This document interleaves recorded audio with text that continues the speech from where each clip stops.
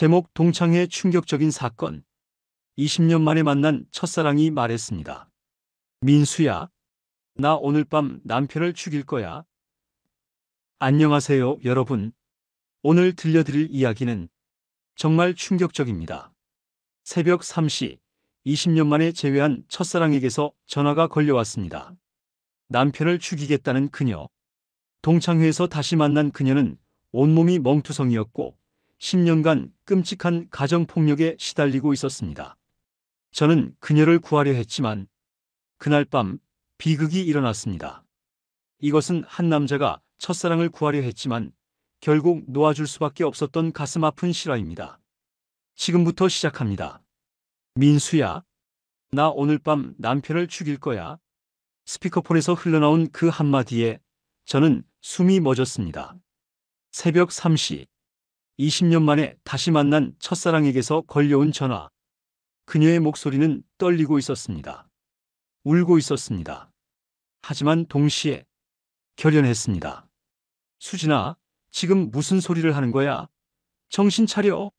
아니야. 나 정신 멀쩡해. 이게 유일한 방법이야. 민수야, 나 너무 힘들어.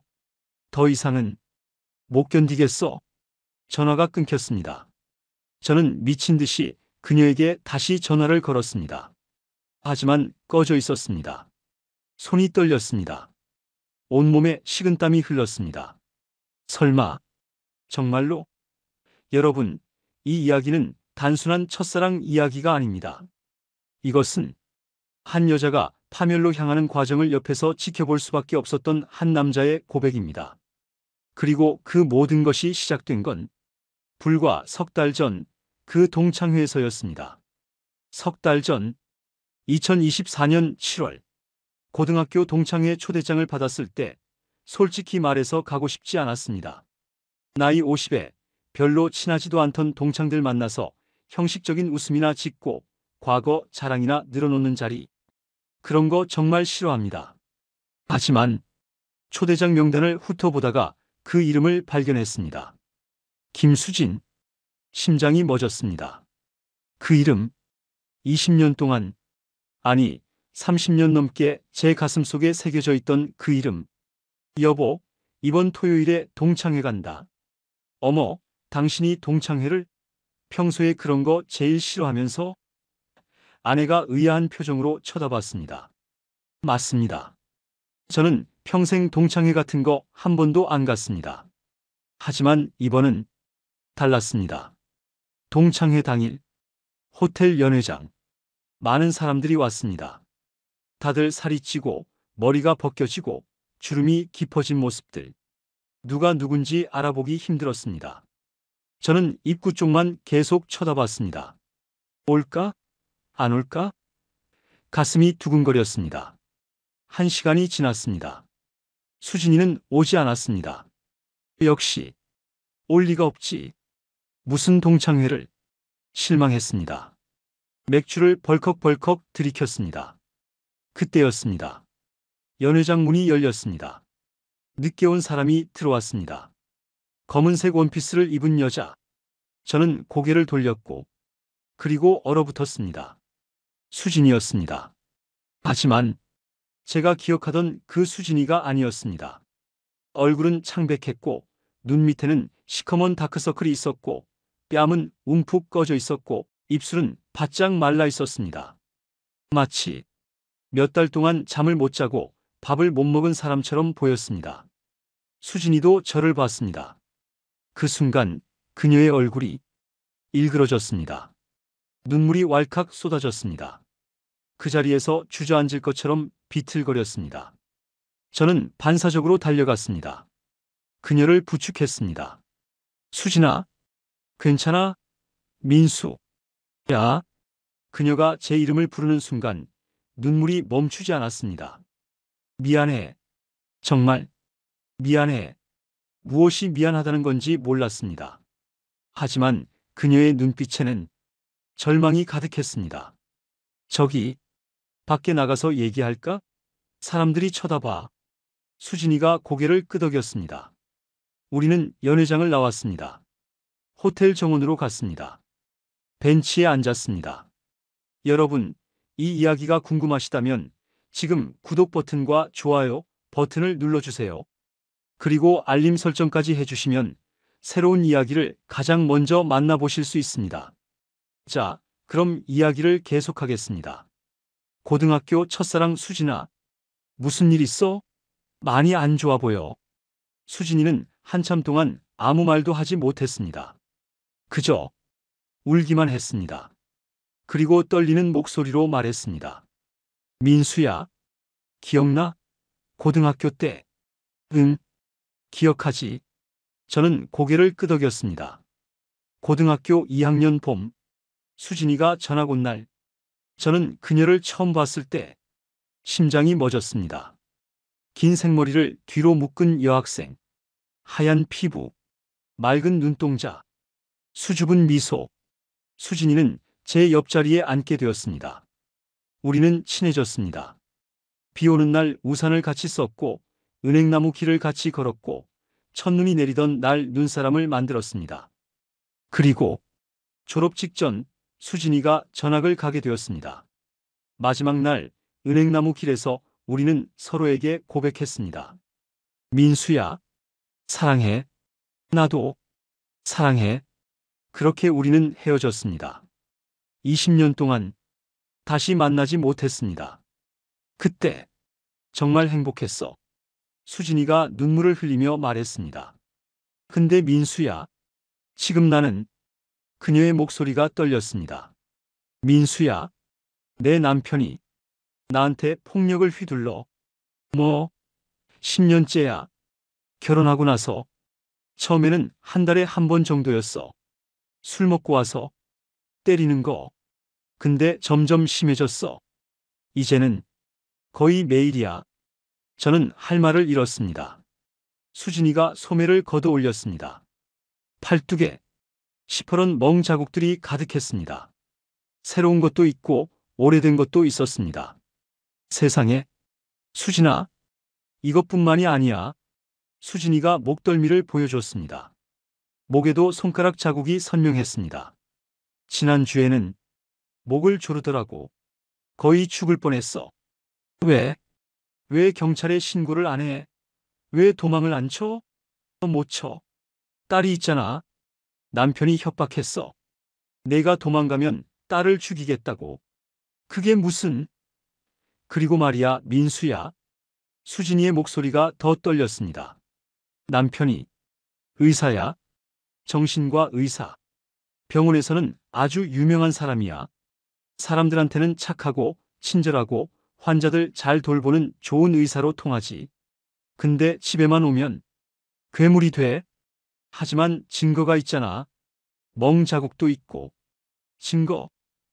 수진이가 쓴웃음을 지었습니다. 남편이 얼마나 치밀한 줄 알아? 절대 얼굴은 안 때려. 옷으로 가려지는 부분만 때려. 그리고 진단서? 그게 무슨 소용이야? 남편 친구들이 다 의사들이야. 다들 남편 편을 들어줄 거야. 그래도 변호사를 선임해서 돈이 없어. 수진이가 고개를 떨궜습니다. 남편이 통장을 다 관리해. 내가 쓸 수 있는 돈은 한 달에 50만 원. 그것도 생활비로 쓰고 나면 남는 게 없어. 어떻게 변호사를 선임해? 저는 아무 말도 할 수 없었습니다. 이게 정말 21세기 대한민국에서 벌어지는 일인가 싶었습니다. 민수야, 나 오늘 여기 온 것도 남편 몰래 온 거야. 남편한테 친구 결혼식 간다고 거짓말했어. 만약 들키면 또 맞을 거야. 수진아, 근데 말이야. 수진이가 저를 빤히 쳐다봤습니다. 그 눈빛에는 무언가 결연한 것이 있었습니다. 나 결심했어. 무슨 결심? 남편을 없애기로. 그 순간 제 등골이 오싹했습니다. 수진아, 지금 무슨 소리를 하는 거야? 다른 방법이 없어. 이혼은 불가능해. 남편이 절대 동의 안 해. 신고하면 딸을 죽인다고 했어. 도망가면 끝까지 쫓아와서 죽인다고 했어. 그럼 남은 건 하나밖에 없잖아. 미쳤어? 그게 해결책이 될 것 같아? 넌 감옥에 갈 거야. 그래도 딸은 살 수 있잖아. 내가 감옥에 가더라도 딸만 안전하다면 괜찮아. 안 돼. 절대 안 돼. 저는 수진이의 어깨를 붙잡았습니다. 다른 방법이 있을 거야. 분명히 있어. 내가 도와줄게. 그러니까 절대 그런 생각하지 마. 수진이가 제 손을 붙잡았습니다. 그 손이 너무 차가웠습니다. 민수야, 고마워. 정말 고마워. 근데 넌 이미 가정이 있잖아. 내 인생까지 망칠 순 없어. 상관없어. 나는 말을 잇지 못했습니다. 나는 너를 사랑해라고 말하고 싶었습니다. 하지만 그게 지금 상황에서 무슨 의미가 있을까요? 민수야, 나 이제 가봐야 해. 너무 오래 있으면 남편이 의심할 거야. 수진아, 연락처 줘. 내가 방법을 찾아볼게. 수진이가 전화번호를 알려줬습니다. 하지만 말했습니다. 전화는 절대 하지 마. 문자만 해줘. 그것도 밤 11시 이후에만. 남편이 자고 나서. 알았어. 수진이가 일어섰습니다. 그리고 마지막으로 저를 꼭 안았습니다. 민수야, 20년 만에 다시 만나서 정말 좋았어. 내가 잘 살고 있어서 다행이야. 그리고 그녀는 떠났습니다. 어둠 속으로 사라졌습니다. 저는 그 자리에 한참 동안 앉아 있었습니다. 머릿속이 복잡했습니다. 그날 밤 집에 돌아와서도 잠을 잘 수 없었습니다.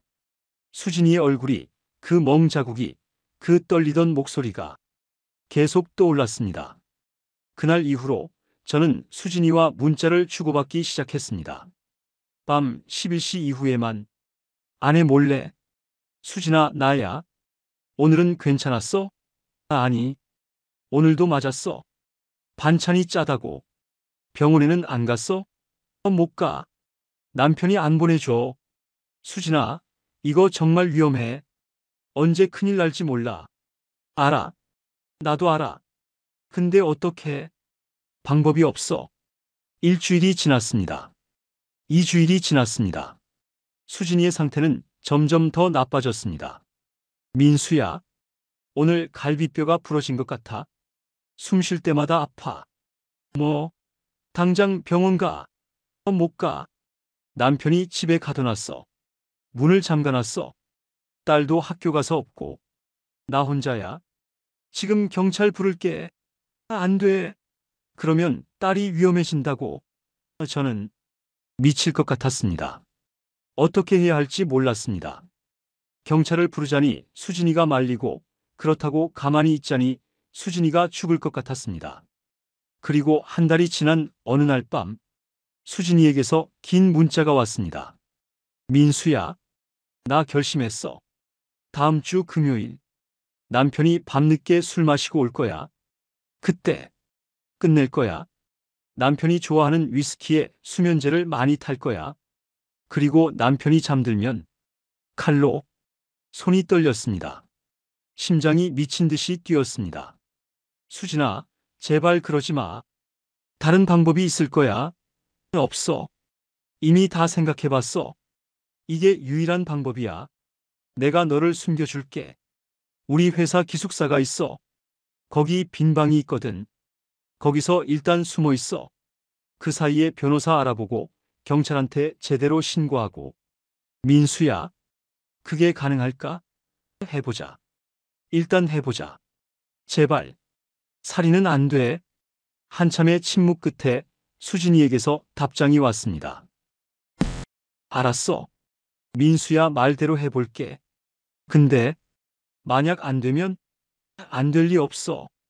꼭 성공할 거야. 하지만 저는 몰랐습니다. 이미 모든 게 너무 늦었다는 것을. 다음 주 수요일, 수진이에게서 다급한 문자가 왔습니다. 민수야, 남편이 뭔가 눈치챈 것 같아. 내 핸드폰을 뒤지려고 해. 어떡하지? 일단 진정해. 우리 문자 다 지워. 지웠어. 근데 통화 기록이 남아있잖아. 통화는 안 했잖아. 문자만 했잖아. 아니, 한 번 했어. 지난주에 급한 일이 있어서 제 머리가 하얘졌습니다. 망했다. 그날 밤 9시 수진이에게서 전화가 왔습니다. 떨리는 손으로 받았습니다. 여보세요? 너 민수라는 놈이지? 남자 목소리였습니다. 낮고 차갑고 위협적인 목소리. 누구세요? 내 마누라 전화기에 내 번호가 있더라. 매일 밤 문자하던데 대체 무슨 관계야? 수진이의 남편이었습니다.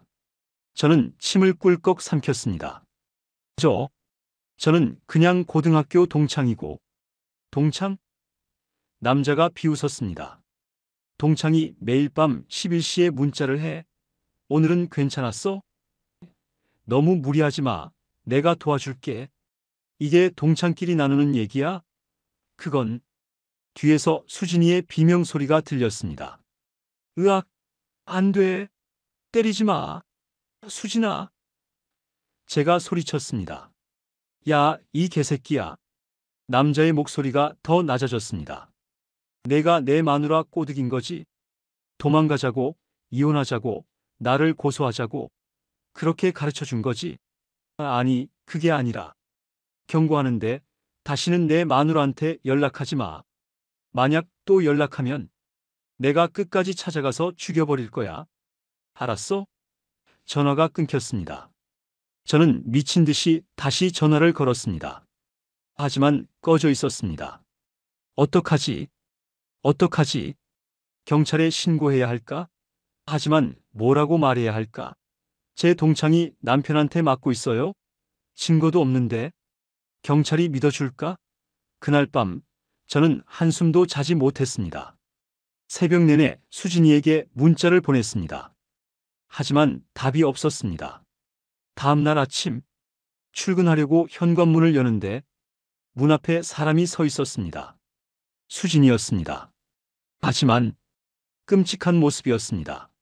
얼굴은 온통 멍투성이었고 입술은 찢어져 있었고 한쪽 눈은 퉁퉁 부어 거의 감겨 있었고 팔은 붕대로 감겨 있었습니다.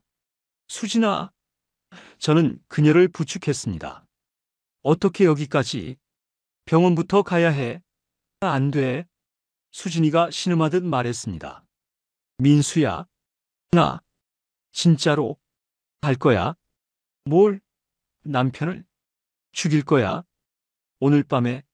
미쳤어? 이 상태로? 이게 마지막 기회야. 수진이의 눈빛이 죽은 것 같았습니다. 오늘 밤에 못하면 다음은 내가 죽을 차례야. 남편이 그러더라. 다음에 한 번만 더 도망가려고 하면 죽여버리겠다고. 수진아, 제발. 정신 차려. 지금 당장 경찰서 가자. 내가 같이 갈게. 소용없어. 수진이가 고개를 저었습니다. 이미 너무 늦었어. 그리고 그녀는 제 손에 무언가를 쥐어줬습니다. 열쇠였습니다. 이게 뭐야? 우리 집 열쇠야. 만약 내일 아침까지 내가 연락 안 하면 경찰 불러줘. 그리고 딸 좀 부탁해. 딸만은 제발. 수진아. 하지만 수진이는 이미 돌아서서 걸어가고 있었습니다. 비틀거리면서 저는 쫓아가려고 했지만 그녀가 돌아보며 말했습니다. 민수야. 사랑했어. 정말 사랑했어. 그리고 사라졌습니다. 저는 그날 회사에서 일을 할 수 없었습니다. 계속 핸드폰만 쳐다봤습니다. 수진이한테서 연락이 오기를, 아무 일도 일어나지 않았다는 연락이 오기를. 하지만 연락은 없었습니다. 저녁 8시, 9시, 10시. 여전히 연락이 없었습니다. 밤 11시. 저는 더 이상 참을 수 없었습니다. 수진이가 준 주소를 검색했습니다. 강남의 한 고급 빌라였습니다. 가야 하나 말아야 하나 고민했습니다. 하지만 가만히 있을 수 없었습니다. 자정이 넘어서 저는 수진이네 집 앞에 도착했습니다. 조용했습니다. 불은 꺼져 있었습니다. 혹시 이미 불길한 생각이 들었습니다. 저는 수진이가 준 열쇠로 현관문을 열었습니다. 집 안은 어두웠습니다. 하지만 이상한 냄새가 났습니다. 뭔가 타는 냄새? 수진아, 있어? 조심스럽게 불렀습니다. 대답이 없었습니다. 거실로 들어갔습니다. 그리고 저는 그 광경을 보고 깜짝 놀라 멈춰 섰습니다. 바닥에 누군가 쓰러져 있었습니다. 정장을 입은 남자, 수진이의 남편이었습니다. 움직이지 않았습니다. 수진아, 저는 미친 듯이 집안을 뒤졌습니다. 방마다 확인했습니다. 안방에서 수진이를 찾았습니다. 침대에 누워 있었습니다. 옆에는 빈 수면제 통이 있었습니다. 그리고 손목에서 피가 흐르고 있었습니다. 수진아, 저는 그녀를 흔들었습니다. 일어나, 정신 차려. 희미하게 눈을 떴습니다. 민수야, 구급차 부를게. 버티기만 해. 안 돼. 그냥 이대로 보내줘. 미쳤어? 죽게 내버려 둘 순 없어. 저는 119에 전화를 걸었습니다. 그리고 수건으로 수진이의 손목을 동여맸습니다. 피를 멈추기 위해 구급차가 도착했습니다. 수진이를 실어갔습니다. 경찰도 왔습니다. 제게 질문을 쏟아냈습니다. 당신은 누구십니까? 저는 친구입니다. 어떻게 여기 오게 됐습니까? 그게 모든 걸 말했습니다. 수진이가 당한 가정폭력을, 그녀가 자살하려 했다는 것을, 그리고 남편의 상태까지. 남편은 병원으로 이송되었지만 이미 사망한 상태였습니다. 부검 결과 수면제 과다 복용이었습니다. 수진이는 살았습니다. 제가 빨리 발견한 덕분에. 하지만 그녀는 살인 혐의로 조사를 받게 되었습니다. 재판이 시작되었습니다. 검사는 수진이를 계획적 살인으로 기소했습니다. 하지만 변호사는 정당방위와 심신미약을 주장했습니다. 재판 과정에서 많은 증거가 나왔습니다. 수진이의 몸에 있던 멍 자국들, 부러진 갈비뼈, 과거 병원 기록들, 모든 것이 남편의 폭력을 증명했습니다. 그리고 더 충격적인 사실이 밝혀졌습니다. 수진이의 딸도 남편한테 성폭력을 당하고 있었다는 것. 14세 딸을 친아빠가. 법정은 술렁이었습니다. 방청객들이 울었습니다. 판사도 침통한 표정을 지었습니다. 최종 판결이 나왔습니다. 징역 3년, 집행유예 5년. 실질적으로 풀려난 것입니다. 수진이는 자유의 몸이 되었습니다. 재판이 끝난 지 일주일 후 수진이에게서 연락이 왔습니다. 민수야, 만날 수 있을까? 당연하지. 언제 어디서? 내일 저녁 7시. 우리 고등학교 뒤편 은행나무 길에서. 가슴이 두근거렸습니다. 그곳은 우리가 마지막으로 이별했던 곳이었습니다. 다음 날 저녁, 은행나무 길은 여전히 아름다웠습니다. 가을이었습니다. 낙엽이 떨어지고 있었습니다. 벤치에 앉아 기다렸습니다. 저 멀리서 수진이가 걸어오고 있었습니다. 예전보다 훨씬 말라 보였지만 눈빛은 살아 있었습니다. 민수야, 수진아. 우리는 벤치에 앉았습니다. 한참 동안 아무 말도 하지 못했습니다. 민수야, 고마워. 수진이가 먼저 입을 열었습니다. 내가 아니었으면 나는 정말 죽었을 거야. 딸도 구하지 못했을 거야. 천만에 당연한 거 했을 뿐이야. 나 이제 어떻게 살아야 할지 모르겠어. 수진이가 눈물을 흘렸습니다. 남편은 죽었고 딸은 트라우마에 시달리고 나는 사람을 죽였고 어떻게 다시 평범하게 살 수 있을까? 수진아, 저는 그녀의 손을 잡았습니다. 넌 잘못한 게 없어. 넌 살아남은 거야. 너와 딸을 지킨 거야. 그게 잘못이 아니야. 근데 무서워. 밤마다 악몽을 꿔. 남편이 나타나서 또 때리는 꿈을. 시간이 지나면 나아질 거야. 천천히, 천천히. 수진이가 제 어깨에 머리를 기댔습니다. 민수야, 사실 말이야. 응? 나 고등학교 때부터 너를 정말 많이 좋아했어. 너무 많이 좋아해서 아팠어. 근데 고백하지 못했어. 우리 집은 가난했고, 엄마는 아프셨고, 나는 너한테 어울리지 않는다고 생각했어. 나도 너를 사랑했어. 알아. 그날, 헤어지던 날, 내 눈빛으로 알았어. 침묵이 흘렀습니다. 낙엽이 떨어졌습니다. 바람이 불었습니다. 민수야, 만약에 말이야. 수진이가 말했습니다. 만약에 그때 내가 전학을 안 갔다면 우리 어떻게 됐을까? 글쎄, 저는 생각했습니다. 아마 연애했겠지. 대학도 같이 갔을지 모르고, 결혼도 했을지 모르고, 그랬으면 좋았을 텐데. 응, 그랬으면 좋았을 텐데. 수진이가 눈물을 흘렸습니다. 저도 눈물을 흘렸습니다. 민수야, 내일 나 떠나. 어디로? 부산. 딸이랑 같이. 거기서 새로 시작하려고. 그래, 잘 생각했어. 다시는 못 볼 것 같아. 왜? 그게 서로한테 좋을 것 같아서. 넌 가족이 있고 나도 이제 딸이랑 둘이서 살아야 하고. 그래. 저는 고개를 끄덕였습니다. 수진이가 일어섰습니다. 민수야, 마지막으로 한번 안아줄래? 응. 우리는 포옹했습니다. 오래, 오래. 수진이의 몸이 떨렸습니다. 민수야, 사랑해. 진심으로. 사랑해. 나도 사랑해. 평생. 수진이가 저에게서 떨어졌습니다. 그리고 웃었습니다. 눈물을 흘리면서. 고마워. 정말 고마워. 내 인생에서 가장 따뜻했던 사람. 수진아, 잘 살아. 행복해야 해. 약속해. 응, 너도. 수진이가 돌아섰습니다. 걸어가기 시작했습니다. 저는 그 자리에 서서 바라봤습니다. 수진이가 점점 멀어졌습니다. 낙엽이 떨어졌습니다. 그녀의 모습이 작아졌습니다. 그리고 사라졌습니다.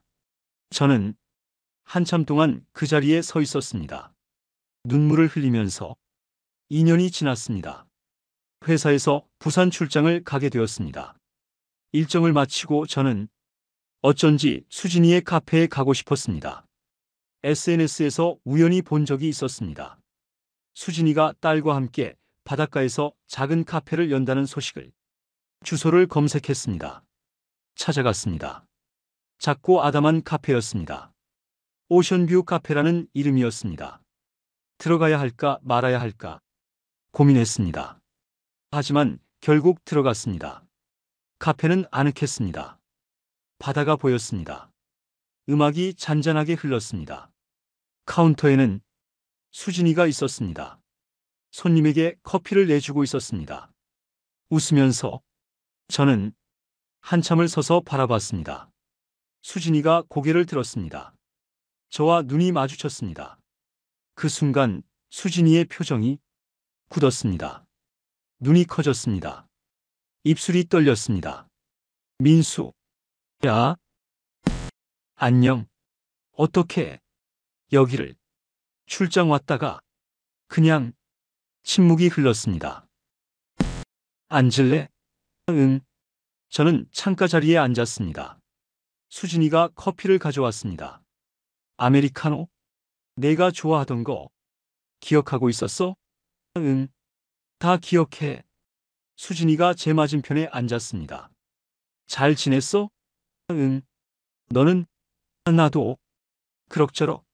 많이 좋아 보여. 응. 이제는 많이 나아졌어.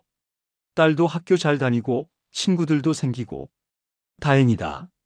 너 덕분이야. 정말 고마워. 아니야. 내가 강했던 거야.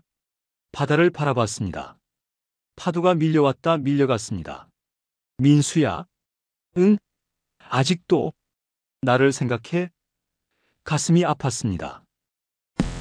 가끔, 나도 가끔 생각해. 우리가 다른 인생을 살았다면 어땠을까 하고. 근데 말이야. 수진이가 미소 지었습니다. 이게 우리한테 주어진 인생인 것 같아. 각자의 자리에서 각자의 방식으로 행복을 찾는 거. 그래. 민수야, 고마워. 정말, 정말 고마워. 너는 내 인생의 구원자야.